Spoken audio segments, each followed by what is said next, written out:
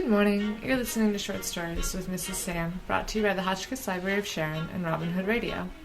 Tune in every week on Sunday at 8:30 a.m. to WHDD 91.9 FM to catch our show. My name is Mrs. Sam. I'm the Children's Librarian at Hotchkiss Library of Sharon. We have all sorts of wonderful books there for children of all ages, and lovely crafting and story times besides. The weather is warm enough for us to have outside library programs. You can find information on all the events we hold for children and adults alike on our website, hotchkisslibraryofsharon.org, or on our Facebook page, facebook.com/hotchkisslibrary.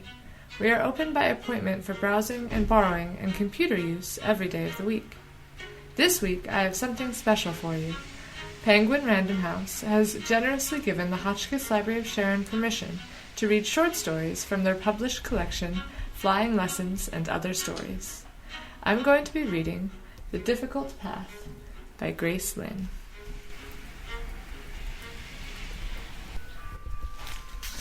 When I was sold to the Lee family, my mother let Mrs. Lee take me only after she'd promised I would be taught to read.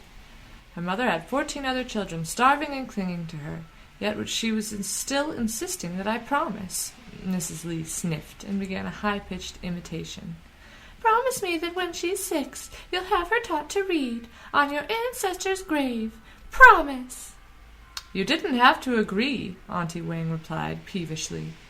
This was a story she had already heard many times. "A girl, learn to read, what a waste!" Mrs. Lee continued, her annoyance at the past greater than Auntie Wang's with the present, just because the mother had been a scholar's daughter. "Then you shouldn't have lied," Auntie Wang said, rolling her eyes. She helped herself to some honeyed likies I held. "I thought you would never know," Mrs. Lee said. "I just said yes so that I could take the baby and go." I made a soft coughing noise and placed the tray on the table. "Mrs. Lee," I said as I bowed low, "teacher is here." She snorted with irritation and waved her arm, her voluminous silk sleeve flapping like a flag of surrender. "Go!" She dismissed me. I hid my smile and tried to walk humbly, as all the other brow-beaten servants were supposed to do. Unlike Auntie Wang, however, I was not tired of Mrs. Lee's complaining story. I had no memory of my mother, but hearing how she had dared to make demands of the formidable Mrs. Lee on my behalf always made me feel a sense of pride. Despite my mother's poor circumstances, she must have been very spirited. And perhaps it was my mother's spirit that forced Mrs. Lee to keep her promise, for on the day I turned 6, a new tutor came to the house of Lee. As I cringed during my daily duty of emptying the chamber pots, I saw the top of his black scholar's hat glide slowly past the family shrine into the schoolroom. He had come for Mrs. Lee's repulsive only son, Fu Ding, of course. The learned scholar was yet another tutor hired in hopes that Fu Ding could be taught something. The last 2 teachers had departed in disgrace as well as anger, for, because Fu Ding remained unable to read a single poem, Mrs. Lee had also refused the tutor's pay. My birthday and a new tutor's entry should have been of small consequence to the house of Lee, except it was also on that day that the incense of the ancestral shrine refused to light. Master Lee tried again and again, but no matter how large a flame he held, the incense would not burn. In desperation, Master Lee turned to the new tutor for answers.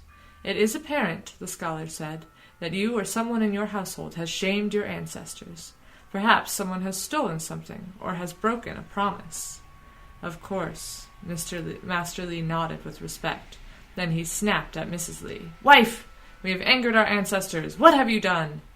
The house of Lee roared into a typhoon as all, from the head cook to the lowliest servant, me, were questioned.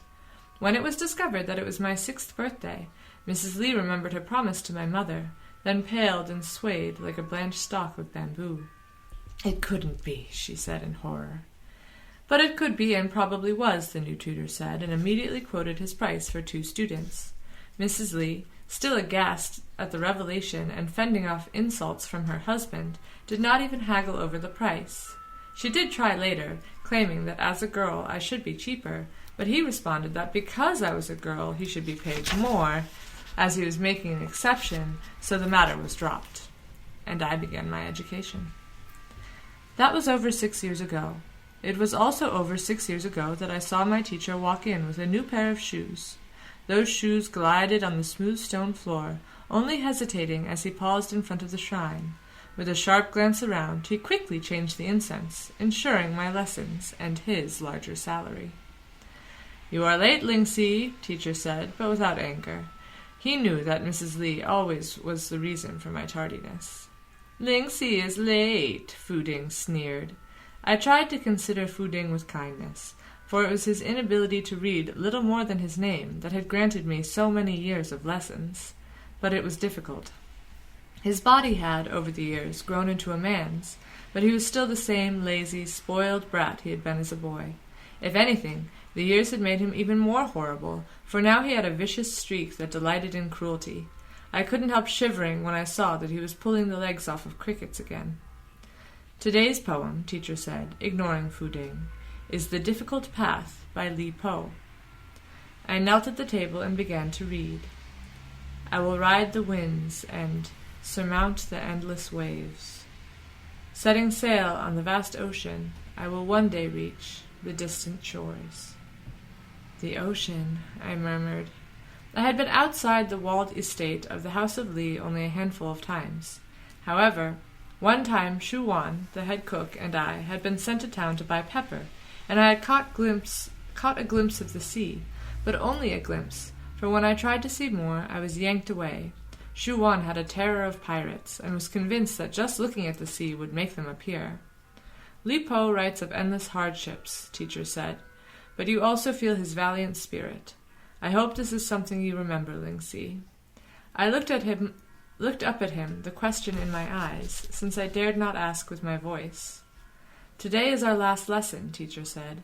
"Mrs. Lee has informed me that Fu Ding will soon be of marrying age, and his time must now be spent in other ways." We both glanced at Fu Ding, who was creating a pile of dead insects, and then quickly looked away. My eyes filled with tears.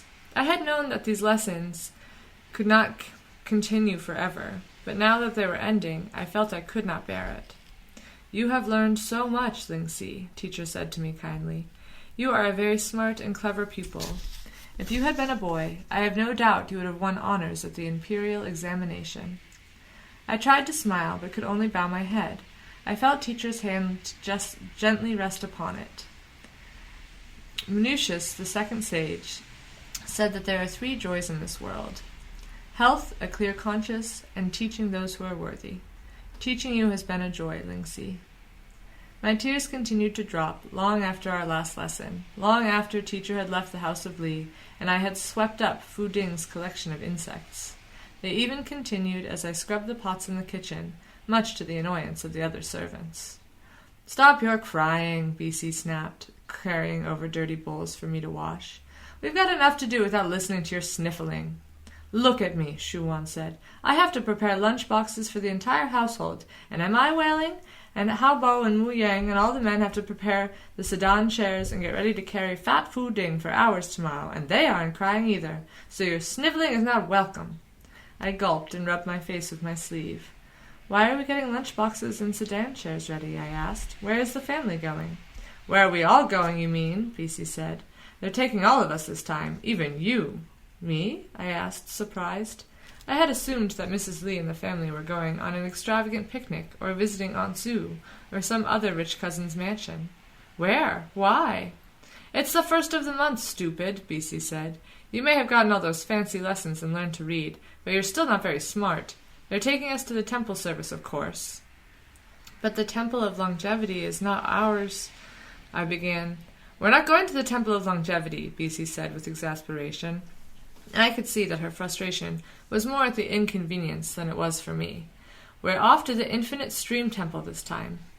"That huge gold temple by the ocean?" I said. "Why?" "For Fu Ding, of course," Shu Wan said. "Mrs. Lee hopes that she can get the abbot to be matchmaker for him." "Infinite Stream Temple! That's why they have so much money. It gets an infinite stream of bribes." "She'll need an elephant's weight of gold to get a matchmaker for Fu Ding," B.C. grunted. "No matchmaker is going to arrange a marriage with a well-born girl to that rice bucket. You'd think Mrs. Lee would know that." "She does. Mrs. Lee is no fool. Why do you think—" Shuan stopped, and both servants looked at me, oddly. "What?" I asked. As the silence grew longer, I put down the teapot I was washing and glared at them. "What?" I demanded. "Tell me." By the time Fu Ding was 7, everyone knew he was a brute as well as an idiot, Shu Wan said, and Mrs. Li knew that he might have a hard time finding a bride. "Why do you think Mrs. Li was so desperate for you, the granddaughter of a scholar?" B.C. said. "She could have gotten any peasant's kid for cheaper and without any silly promises. She wanted a girl of good blood, just in case." I stared. If Mrs. Li couldn't find a suitable bride, I was going to have to marry Fu Ding? Me? I felt as if I had eaten spoiled fish. "You're not of marrying age yet," Shu Wan said, trying to be kind. "You have a couple of years. That's why Mrs. Li is trying to find Fu Ding a bride now. She's hoping she can get someone else to marry Fu Ding before you have to." "Though I'd say that's a pretty bleak hope," B.C. sniffed. I thought of Fu Ding and his hairy fingers that were too clumsy to hold a paintbrush but so adept at torturing bugs. If I had listened more carefully, would I have heard their silent screams? Tears of horror filled my eyes. Shu Wan heaved an impatient sigh. "You made her cry again," she complained. "Well," B.C. retorted, "at least this time she's got a good reason." The next morning, the streets of the House of Li overflowed with servants, horses, and sedan chairs. Mrs. Li's chair was so large that it needed 4 men on either side to carry it. Fu Ding's was not as large, but he was so heavy that the same number of men were needed to carry him. Then the cousins and aunts filled the carriages, and the horses were burdened with the supplies and gifts. Shu Wan, B.C., and I were to share a donkey, with the agreement that we would take turns riding, even though I had doubts about when my turn would be. "It's sheer craziness," Shu Wan grumbled, as we paraded past the gawking neighbors, most of them awed by the grandness of our procession. "Going to that ocean temple carrying chests of jade and strings of cash will be prime targets for robbers. I wouldn't be surprised if pirates docked their boats just to raid us."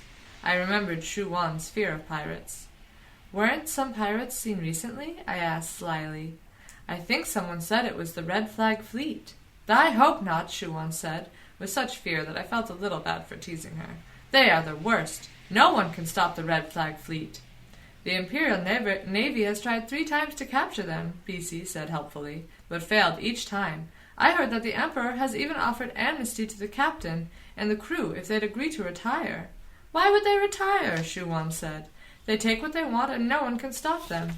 And here we're going with all our gold. We might as well be throwing it into the ocean for them." The trip to the Infinite Stream Temple was a long one, but enjoyable. My turn to ride the donkey came much sooner than I expected, for my short legs could not keep up with the procession, and Shu Wan was ordered to allow me to ride so that I wouldn't slow down the group. She did this begrudgingly, until it was discovered that because I was so small, the donkey could bear the weight of another. So I rode along merrily, enjoying watching Shu Wan and B.C.'s bickering about who would ride with me. And I marveled at all I saw. Even the scrubby, unkempt brush on the dirt road was a pleasure to see. Mrs. Li insisted that her residence be immaculate at all times. Even stray leaves had to be plucked from the paths of the garden. I knew this because clearing the walkways was one of my jobs. But the sea was what mesmerized me. It whispered with a quiet thunder, and when I saw the waves made of dragon scales, just like in one of Li Po's poems, I gasped. However, after 36 twists and turns of the valley, the Infinite Stream Temple came into view. High on a rocky hill, it was impossible to miss, for even from a distance the temple was a brilliance of gold. The temple's bright yellow and red walls and roofs dazzled, a loud vibrating blare among the soft grays and silvers of the landscape. "If I were a pirate," I said, "I'd raid that temple myself." "Shut up about pirates already," Shu Wan snapped. I grinned, and our procession began along the path toward the temple. As the donkey climbed, I heard the murmur of the sea, as if it were sighing a secret, and turned to look down at it. From my seat on the donkey, I could see the expanse of the ocean, the rolling waves glistening like silver folds of silk embroidered with threads of red? I straightened. Unmoving and still, a dozen large junks sat in the water, the masts red-wrapped spikes stabbing into the sky, as if waiting. Waiting for what? Their captain and crew? But the only seamen who would dare rise a crimson sail were the Red Flag fleet pirates. I scanned the shoreline below and stared at the sampans, 50 of them, or maybe even 100, all piled together like discarded shoes in the sand. As one stray sampan began to bob away, I felt my own thoughts lurch. There were pirates here. "Bisi," I said, grabbing her arm. "Pirates!" "Stop teasing Shuwan," Bisi shook me off. "You little brat, you think you're so funny." But her voice trailed off as hundreds of screams echoed from the front of the procession. Servants, silk, and sedans seemed to fly toward me, and I felt Bisi throw herself from the donkey, shoving me face first into the ground.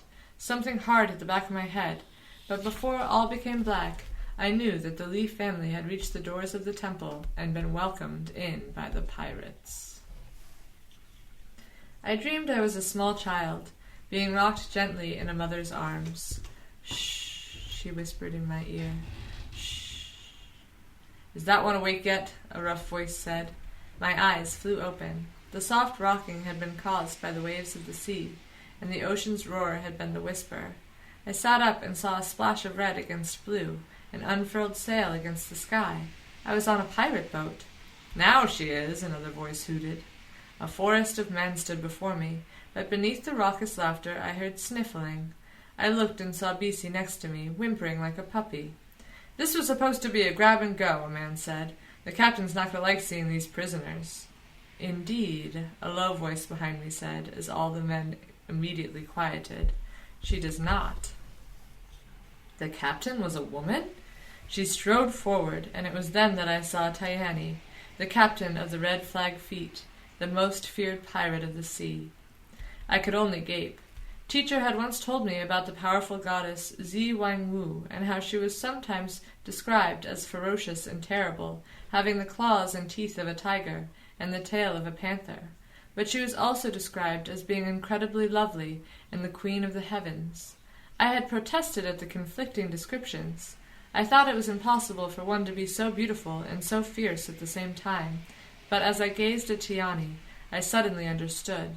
Her black silk hair billowed like the sails behind her, and her eyes sparkled like black coals ready to flame. "Well, Weegoo," Tiani said, and I saw the pirate actually whiten. "I thought maybe that one could be ransomed," the pirate named Weegoo replied, nodding toward me. "That family had a child, right? I thought maybe this one was it." Tiani gave me a quick glance and made a sound of annoyance. "Stupid donkey, look at her! Are those the clothes of someone from a rich family?" she said. She grabbed my hands and thrust them in the pirate's face. "Look at these hands! These are the hands of a servant. There's no ransom here, idiot!" The pirate cowered as Tiani looked around. "And what straw bag grabbed her?" she said, nodding toward Bisi.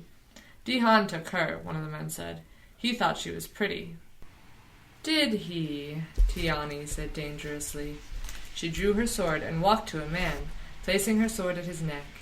"If you tried to spoil her, I'll cut your head off." "I didn't," the man protested. "I promise." "I know," Tiani said with a sweet smile, putting her sword away. "That's why I'm not going to. I thought, you know how the Potsai pirates asked us for a woman to trade, and we owe them for that fight with the Imperial Navy when our other ships were late, and Dihan began to stammer. Tian Yi looked at Bisi. Even with her nose red from crying, she did look rather nice, and contemplated. For a brief moment I saw Tian Yi's eyes flash with pity. "Too plain," Tian Yi said, looking away. She tossed her hand. "They won't want her." "Too plain?" Dihan asked. "That's what you said last time." "Do you think I cannot judge a woman's beauty?" Tian Yi said, taking a step toward him. Like Weegoo, Dihan cringed. "Give them enough cash to return, and we'll drop them off at the next port." Then, throwing Dihan a cold glance, she added, "Perhaps we should have your wife help you bring them to shore." "Please," I was shocked to hear my own voice. "Don't send me back." Everyone looked at me in astonishment, and I could not blame them. But even though the words had spilled out of me without thought, I suddenly found that I truly meant them. What did I have to return to? Being bossed by everyone, scrubbing chamber pots, and marrying Fu Ding? I shuddered at the thought. But Tian Yi had already dismissed me. "This is a pirate ship, not a nursery," she said. Then, addressing the crew, she ordered, "Bring up the rest of the loot." I bowed my head, surprised by the tears that filled my eyes. BC hissed a stream of insults at me, which, after years of practice, I easily ignored. Instead, after wiping my eyes, I found myself fascinated as the men threw the chests and packages from the sampans in such a well-practiced rhythm that it seemed to match the movement of the waves. But not perfect. "Hey, dumb melon!" shouted a pirate as another fumbled with a crate of tea bricks. It splashed into the water. "Oh," I groaned, "that was Iron Goddess tea." I had spoken aloud, thinking no one was listening to me, but Tian Yi had the ears of a tiger and turned at my words. "How do you know that was Iron Goddess tea?" she demanded. "It said so," I answered, "on the label." "And this batch here," she said, pointing to another tea brick, "is this Iron Goddess too?" "No," I said, "it says Mountain Silver Needle Tea." Tian Yi tore open the package, broke off some leaves in her hands, and smelled the tea. She looked at me carefully, her eyes piercing. "Come with me," she ordered. She led me into the captain's quarters, where I gazed around with great interest. It was a room of luxury, lavish silks draped over plush cushions, an intricately carved sandalwood bed, and red lanterns. In the entrance, 2 small wooden soldiers stood guard in front of a shrine that housed a goddess carved of ivory, surrounded by marigolds. Tian Yi motioned for me to sit, and I watched curiously as she pulled out a wooden chest, plain and uncarved. Long ago, we raided a passenger ship. While all the wealthy nobles threw their goods at us and begged for mercy, one man jumped in front of this chest and grabbed a sword, Tian Yi said. He held the sword as if it were a broomstick, and it was easy to see he was no match for even the smallest of my men, but he fought valiantly to protect his treasure. Her face softened at the memory. I would have spared him for that, but he was mortally wounded. Tian Yi worked the chest's clasp as she continued. As he fought, I wondered what treasure he had that was so valuable, and when he died, I found it was this. She opened the chest, and I gasped. Books! Hundreds of books! I put my hands on them reverently. Poems of Li Pu, the classic of music, spring and autumn annals. "You can read these?" Tian Yi asked me. I nodded. She looked at me, her eyes sparkling with an inner fire. "Teach me," she said, "and you can stay." So I did. Now, as I write this on a pirate ship whose red sails paint the sky, I ride the vast ocean. The wind is wild, and the waves are endless, and the shore is so distant it is hard to imagine that it even exists. But my head is raised, and I can't help but smile, for while the path before me might be difficult, it will be my own.